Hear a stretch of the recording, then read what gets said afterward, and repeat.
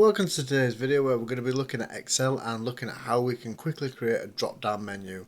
Reasons why you might want to create a drop down menu is if you have a load of different names in a list such as this, where you can see we have different players down this side, and then you want to name a particular player. Rather than having to type out that player to use a different function within Excel, there's a faster way of doing this and an easier way of being able to type all the players or select things from that particular list.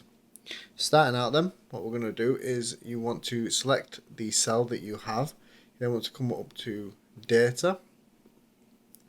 We then need to go into data validation and click into data validation there. Once you get this pop-up box here, we're going to change this settings tab and the allow down to a list, and then the source is where we're going to get that list from. So we're going to select all the names like so, click the little thing and click OK.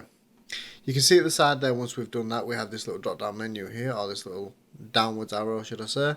We can click into that and you can see that you can just click the names and select it from there rather than having to then manually type it out.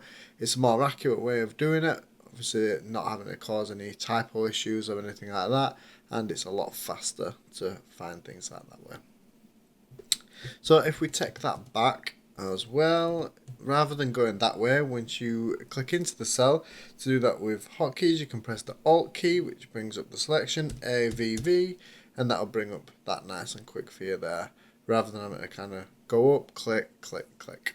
If you prefer using the hotkeys, then there you are. Hope this helps. Thanks for watching.